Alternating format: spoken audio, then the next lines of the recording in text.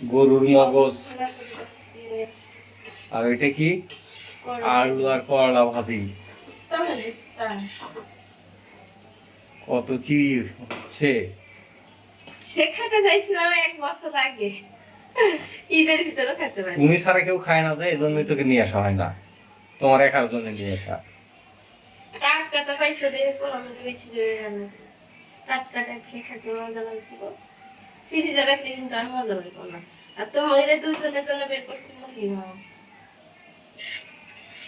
মুরগির মাংস গালি দেখো কি আমি কি দিয়ে ভাত খাবো নি আম্মু, আমি তো এটা খাই না। মগজ কিভাবে রান্না করবে? ভুনা করবো পেঁয়াজ দিয়ে, ভাজা ভাজা করবো। পেঁয়াজ দিয়ে ভাজি করতে হয় নাকি? ভাজা ভাজা করবো। আমি কখনো খাইনি। এমনিতেই ভাজা ভাজা করবো। আমি কখনো খাইনি, আর খাওয়ার ইচ্ছাও আমার নাই। আমি প্রচুর পরিমাণে খাইছি আগে। আগে তো আরো খাচ্ছি। আমার প্রত্যেক ঈদেই কোরবানিতে খাওয়া হচ্ছিল। 250 টাকার জিনিস তুমি একাই খায় ফেলবে। তোমরা খাও না তা হতো। আমার একটু খাইয়ে তো চেক করা লাগবে। কেমন লাগে? মাছের মাথা তো খাইতে ভালো লাগে, কিন্তু ভিতরের ইয়ে তো খাও।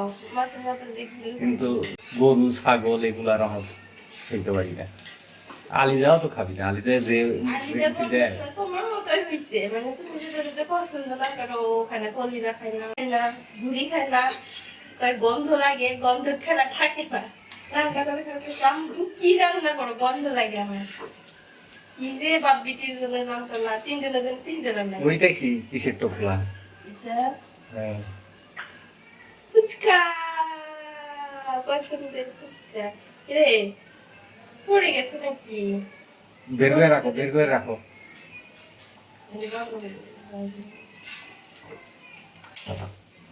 ইয়া পরে তেঁতুল পরে যেতে পারে তো। হ্যাঁ, ফুটা থাকতে পারে পলিথিন। ফুচকা ফুচকা শুক্রবার দিয়ে ফুচকা নিয়ে যাবো। পাইলাম আজ যে তাও বেড়াতে নিয়ে যাবে না, ফুচকা বাড়িতে নিচে খাওয়াবে, তাও ঘুরতে নিয়ে যাবো না। কিপটে কিপটে কে ভিজে গেছে নাকি এগুলা? তাই তো মনে হয়। নিচেরটাই হয়ে গেছে। তো ওগুলো বের করো তাড়াতাড়ি। মাটির নিচে। আল্লাহ কাজটা করছে কি দেখো। ওই ইয়াগুলা আলাদা ইয়ে দিলে কিন্তু আরো সমস্যা হইতো না। ওই ফুচকা গুলো আলাদা ইয়ে দিলে কিন্তু আর সমস্যা হইতো না, পুড়ে গেলে। হ্যাঁ, এই দুইটা আলাদা লাগবে, আলাদা করে। ফুচকা তো পোড়া পোড়া দেয় না। নরম ইয়ে হয়ে গেছে।